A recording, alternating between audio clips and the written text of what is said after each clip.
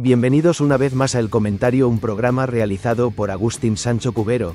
Este programa está disponible en YouTube y en las principales plataformas de podcasts. No te olvides de suscribirte, es gratis. A continuación empezamos el programa. La pena capital es la ejecución de un individuo como castigo por un delito. Su historia es tan larga y compleja como la de la propia civilización humana, un reflejo de las cambiantes normas sociales, los sistemas jurídicos y las concepciones de la justicia y la retribución. A lo largo de los siglos, las sociedades han empleado una vasta y a menudo brutal panoplia de métodos para poner fin a la vida de aquellos a quienes consideraban criminales, y el debate sobre su moralidad y eficacia continúa hasta nuestros días. En la actualidad, el panorama mundial de la pena de muerte está profundamente dividido. Más de 2/3 partes de los países del mundo la han abolido en la ley o en la práctica. 106 países la han eliminado por completo de su legislación para todos los delitos. 7 países la han abolido para los delitos de derecho común, como el asesinato, pero la mantienen para circunstancias excepcionales, como los crímenes de guerra. 28 países son considerados abolicionistas en la práctica, lo que significa que no han ejecutado a nadie en al menos 10 años y se cree que tienen una política o una práctica establecida de no llevar a cabo ejecuciones.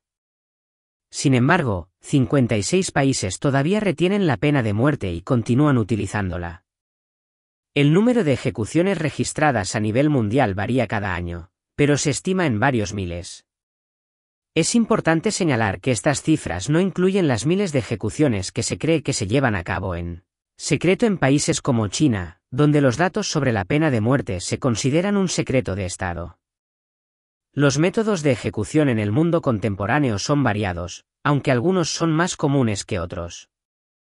La inyección letal es el método más utilizado en los Estados Unidos, que es el único país de las Américas que lleva a cabo ejecuciones. Este método consiste en la administración intravenosa de una combinación de fármacos, generalmente un barbitúrico para inducir la inconsciencia, un agente paralizante para detener la respiración y cloruro de potasio para detener el corazón. Sin embargo, la obtención de estos fármacos se ha vuelto cada vez más difícil para los estados debido a la oposición de las compañías farmacéuticas, lo que ha llevado a la experimentación con nuevos y a menudo problemáticos cócteles de drogas, y a un resurgimiento del debate sobre si este método es tan humano como se pretendía. El ahorcamiento sigue siendo un método de ejecución en varios países, especialmente en Asia y Oriente Medio. En este método, la muerte se produce por la fractura de las vértebras del cuello o por asfixia. La eficacia del ahorcamiento para causar una muerte rápida e indolora depende en gran medida de la habilidad del verdugo y del cálculo preciso de la longitud de la cuerda en relación con el peso del condenado. Un cálculo incorrecto puede llevar a una decapitación o a una muerte lenta y agónica por estrangulamiento. El fusilamiento es otro método que todavía se utiliza en varios países. Puede llevarse a cabo por un solo verdugo o por un pelotón de fusilamiento. En este último caso, a menudo se da a algunos de los tiradores rifles con balas de fogueo, de modo que ninguno de ellos puede estar seguro de haber disparado el tiro mortal. La muerte se produce por el daño masivo a los órganos vitales, especialmente al corazón y al sistema nervioso central. La decapitación, aunque rara, todavía se utiliza como método de ejecución en Arabia Saudí. Se lleva a cabo públicamente con una espada. La lapidación es otro método brutal que, aunque no es común, todavía está previsto en la legislación de algunos países para delitos como el adulterio. En la práctica, su uso es muy infrecuente. La electrocución, que en su día fue un método común en los Estados Unidos, es ahora rara. Se lleva a cabo sujetando al condenado a una silla de madera y aplicándole una corriente eléctrica de alto voltaje a través de electrodos colocados en la cabeza y en una pierna. La muerte se produce por paro cardíaco y parálisis respiratoria. Sin embargo, la electrocución ha sido objeto de intensas críticas por ser un método cruel y propenso a fallos que pueden causar un sufrimiento extremo al condenado. La historia de la pena capital es un sombrío recorrido por la evolución de la crueldad humana y la búsqueda de la justicia, por equivocada que sea. En las sociedades antiguas, la pena de muerte se aplicaba a una amplia gama de delitos, y los métodos de ejecución eran a menudo espectáculos públicos diseñados para aterrorizar a la población y disuadir a otros de cometer delitos. El Código de Hammurabi, una de las primeras y más completas leyes escritas, que data de alrededor del año 1750 a.C. en la antigua Mesopotamia, prescribía la pena de muerte para una veintena de delitos, incluyendo el robo, el falso testimonio y el adulterio. Los métodos de ejecución incluían el ahogamiento, la quema y el empalamiento. En el antiguo Egipto, la pena de muerte se utilizaba para una variedad de delitos, y la forma de ejecución podía depender del estatus social del delincuente. Los nobles podían ser obligados a suicidarse, mientras que los plebeyos podían ser quemados vivos o decapitados. En la antigua Grecia, la pena de muerte se aplicaba por delitos como el asesinato, la traición y la sacrilegio. El método de ejecución más famoso de la antigua Grecia es la ingestión de cicuta, el veneno que se le dio a Sócrates en el año 399 a.C. El Imperio Romano era conocido por su uso extensivo y brutal de la pena de muerte. Los métodos de ejecución eran variados y a menudo teatrales, diseñados para mostrar el poder de Roma y para entretener a las masas. La crucifixión, un método de ejecución lento y agonizante, se reservaba para esclavos y criminales de las clases bajas. Otras formas de ejecución incluían la decapitación, el ahogamiento en un saco con animales y la exposición a las fieras en la arena. Durante la Edad Media en Europa, la pena de muerte se aplicaba con frecuencia y de forma brutal. La Iglesia Católica desempeñó un papel importante en la definición de los delitos capitales, que a menudo incluían la herejía y la brujería. Los métodos de ejecución eran a menudo espectaculares y diseñados para infligir el máximo dolor y sufrimiento. La quema en la hoguera era un castigo común para los herejes. El descuartizamiento, en el que el condenado era ahorcado, arrastrado y descuartizado, se utilizaba en Inglaterra para el delito de alta traición. La rueda de despedazar, en la que los miembros del condenado eran rotos con una rueda de carro o una barra de hierro, era otro método de ejecución terriblemente doloroso. El Renacimiento y la Ilustración trajeron consigo nuevas ideas sobre los derechos humanos y la justicia. Filósofos como Cesare Beccaria, en su influyente libro de 1764 de los delitos y las penas, argumentaron en contra de la pena de muerte, calificándola de cruel, ineficaz y una violación del contrato social. Las ideas de Beccaria inspiraron un movimiento abolicionista que comenzó a ganar terreno en Europa. El Gran Ducado de Toscana se convirtió en el primer estado del mundo en abolir la pena de muerte en 1786. A pesar del creciente movimiento abolicionista, el siglo XVIII y el XIX también vieron el desarrollo de nuevos y supuestamente más humanos métodos de ejecución. La guillotina, introducida en Francia durante la Revolución Francesa, fue diseñada como un método de ejecución rápido e indoloro. Sin embargo, se convirtió en un símbolo del terror, durante el cual miles de personas fueron ejecutadas. En los Estados Unidos, la búsqueda de un método de ejecución más humano llevó a la invención de la silla eléctrica a finales del siglo XIX. La primera ejecución en la silla eléctrica tuvo lugar en Nueva York en 1890. La cámara de gas se introdujo en la década de 1920 como otra alternativa supuestamente más humana al ahorcamiento. Sin embargo, ambos métodos demostraron ser problemáticos y a menudo resultaron en ejecuciones fallidas y un sufrimiento prolongado para los condenados. El siglo XX fue testigo de un uso sin precedentes de la pena de muerte por parte de los regímenes totalitarios. La Alemania nazi, la Unión Soviética y la China de Mao Zedong utilizaron la pena de muerte para eliminar a millones de disidentes políticos, minorías étnicas y otros enemigos del Estado. Estos regímenes a menudo llevaban a cabo ejecuciones en masa y en secreto. Después de la Segunda Guerra Mundial, el movimiento para abolir la pena de muerte ganó un nuevo impulso, impulsado por la creciente preocupación por los derechos humanos. Muchos países de Europa Occidental abolieron la pena de muerte en las décadas posteriores a la guerra. La Declaración Universal de Derechos Humanos, adoptada por las Naciones Unidas en 1948, aunque no prohíbe explícitamente la pena de muerte, Afirma el derecho a la vida y prohíbe la tortura y las penas crueles, inhumanas o degradantes. En la segunda mitad del siglo XX, la tendencia mundial hacia la abolición de la pena de muerte se aceleró. En 1977, solo 16 países habían abolido la pena de muerte para todos los delitos. Hoy en día, ese número ha aumentado a más de 100.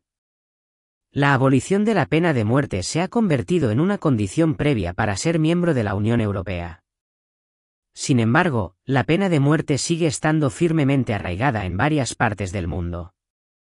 China es, con mucho, el mayor verdugo del mundo.